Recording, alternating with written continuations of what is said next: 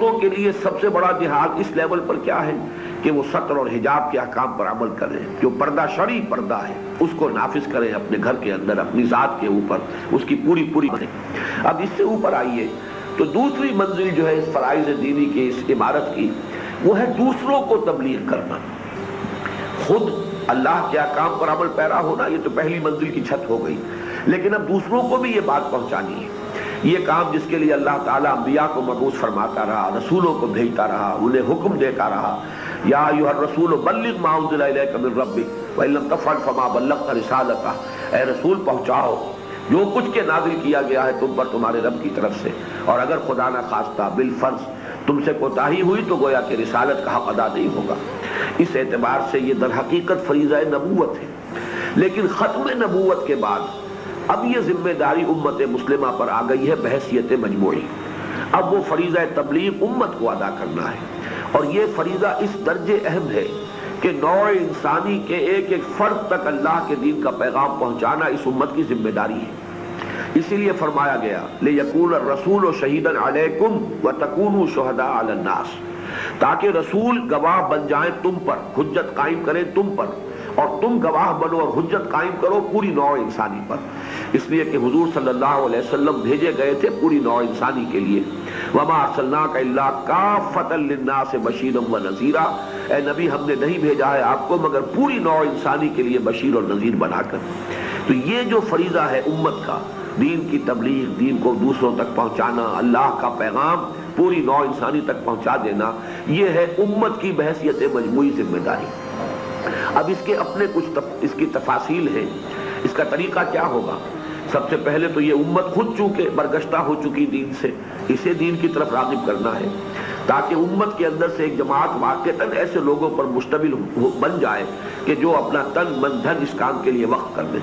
اس لیے کہ جب تک ایک ایسی اجتماعی قوت وجود میں نہیں آئے گی، اتنے بڑے پیمانے پر دین کی تبلیغ کا اہتمام نہیں ہو سکتا۔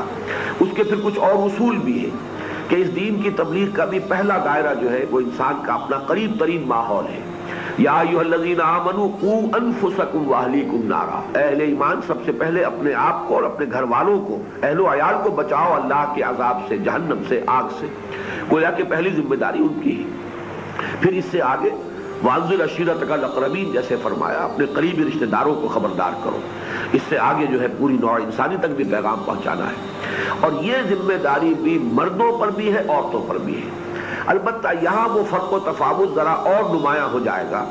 کہ عورتوں کا دائرہ کار جو ہے اس تبلیغ کے ضمن میں، اس کی ذمہ داری عام لوگوں تک دعوت دین پہنچانے کی نہیں ہے، بلکہ سب سے پہلے اپنی اولاد، اپنے بچے، یہ گویا کہ پہلی ذمہ داری ہے عورتوں کی،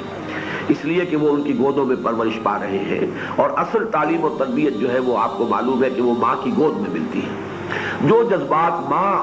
اپنی اس عہد طفولیت جو بچوں کا ہے، جو اس زمانے میں جو اپنی اولاد کے اندر جو جذبات پیدا کر دیتی ہیں مائیں، وہ جذبات ہے کہ جو پوری زندگی میں وہ رخ کو معین کر دیتی ہیں اولاد کے، اور پھر اسی رخ پر اولاد جو ہے آگے بڑھتی ہے۔ اس کی بڑی مثالیں موجود ہیں، تفصیل کا وقت نہیں ہے۔ جیسے کہ علامہ اقبال نے کہا کہ بطول باش و پنہا شو ازی عصر، کہ در آغوش شبیر بگیری،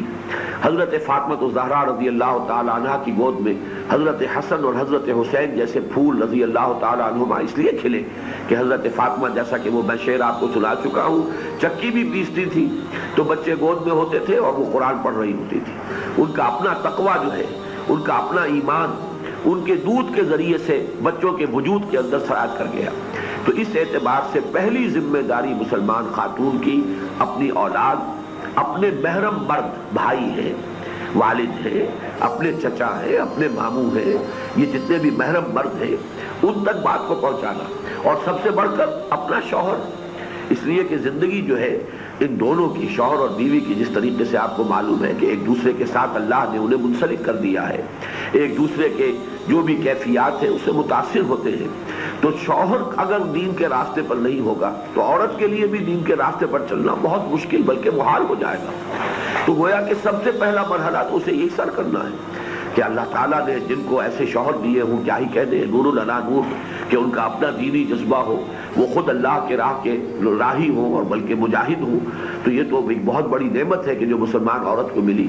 لیکن یہ ہے کہ اگر خدا نہ خواستہ ایسا نہیں ہے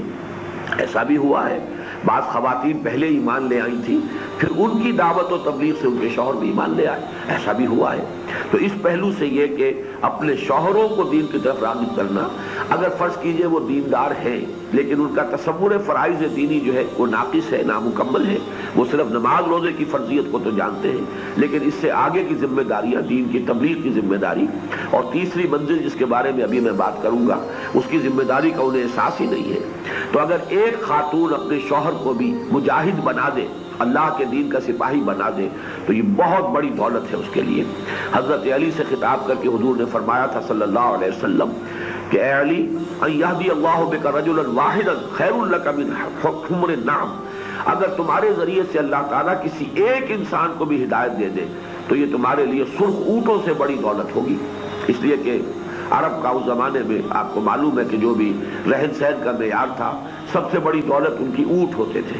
اور سرخ رنگ کے اونٹ انہیں بہت زیادہ پسند تھے، محبوب تھے، تو فرمایا حضور نے اسی سے تشبیہ دی ہے کہ سرخ اونٹوں سے بڑی دولت ہوگی اگر اللہ تعالیٰ تمہارے ذریعے سے کسی ایک انسان کو ہدایت دے دے۔ تو عورتوں کے لیے دعوت و تبلیغ کا دائرہ جو ہے سب سے پہلے اپنا گھر، اپنے بچے، اپنے شوہر، اپنے محرم مرد، باپ ہیں۔ آج کل خاص طور پر یہ نقشہ عام طور پر دیکھنے میں آتا ہے کہ مختلف دینی تحریکوں کے زیر اثر آ کر نوجوان لڑکے اور لڑکیاں تو دین کی طرف راغب ہو گئی، لیکن یہ کہ ان کے والدین یہاں تک کہ دادا دادی جو بالکل خالص جو ہے مغربی تہذیب کے اندر لگے ہوئے، انگریزی دور میں پروان چڑھے اور وہی انہوں نے تعلیم پائی، اس کے اثرات ان میں گہرے ہیں تو ان کا رنگ جو ہے بڑا نقشہ مختلف نظر آتا ہے، تو وہ لوگ اپنے ہی بڑوں کو، اپنے بزرگوں کو دین کی طرف بلائیں، جیسے کہ حضرت ابراہیم علیہ السلام کا ذکر ہے سورہ مریم میں، اپنے والد کو دعوت دی، یا ابت انی قد جاءنی من العلم ما لم یاتک فاتبعنی اہدک صراطا سویا، ابا جان میرے پاس وہ علم آیا ہے جو آپ کے پاس نہیں آیا تھا، بس آپ میری پیروی کیجئے، میں آپ کو صحیح راستے کی طرف لے کر جاؤں گا، آپ کی رہنمائی کروں گا سیدھے راستے کی طرف۔ یہی کام جو ہے ہر مسلمان خاتون، مسلمان لڑکی اپنے والدین کے بارے میں دادا دادی سے خطاب کر سکتی ہے اسی انداز میں۔ تو یہ دائرہ ہے دعوت و تبلیغ کا۔ اس سے آگے بڑھ کر مسلمان خواتین کے اندر، ان کے اندر بھی کوئی حلقے قائم ہو، درس و تدریس کے معاملات ہو رہے ہوں، مردوں پر اور نامحرموں تک وہ بات کرنا جو ہے ان کی ذمہ داری نہیں ہے، لیکن یہ کہ اپنے محرم مردوں، اپنے گھر کی خواتین، اپنی رشتہ دار خواتین، اس سے آگے خواتین کے درجے میں ظاہر بات ہے کہ عام بھی خواتین تک دین کی دعوت کو پہنچانا، اجتماعات ہوں، درس قرآن کی محفلیں ہوں، ان سے ملاقات بھی کی جائے، انہیں لٹریچر بھی دیا جائے، انہیں آج کل جو ذریعہ بن گیا ہے ابلاغ اور تبلیغ کا، یہ کیسٹس ہیں وہ پہنچائے جائیں، ان کو بلایا جائے، چائے کی دعوت ہو اور اس میں کوئی کیسٹ سنوا دیا جائے یا کوئی آڈیو دکھوا دیا جائے جس سے کہ دین کا کوئی پیغام ان خواتین کے سامنے آ جائے۔ تو یہ جتنے طور طریقے ہیں، لیکن خواتین کی ذمہ داریاں خواتین کے دائرے میں رہنی چاہیے، اور اس میں بھی ایک احتیاط بہت ضروری ہے کہ جو ان کے اصل بنیادی فرائض ہیں ان کی کاسٹ پر نہ ہو۔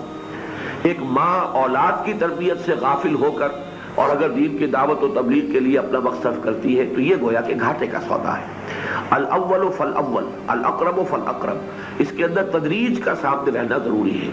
اپنے بچوں کی پرورش، اپنے گھر کے ماحول کو درست رکھنا، یہ ان کی اولین ذمہ داری ہے۔ اس میں سے جتنا وقت نکال سکے مزید وہ جتنے بھی حلقے تک خواتین میں کام کریں ان کے حلقے قائم ہو جائیں، لیکن یہ ہے کہ اس میں یہ توازن برقرار رکھنا ضروری ہے کہ کہیں وہ جو پہلے فرائض ہیں ان سے کہیں کوتاہی نہ ہو جائے، اس میں تقصیر نہ ہو، اس کی قیمت پر، اس کی کاسٹ پر یہ مزید تبلیغ نہ ہو،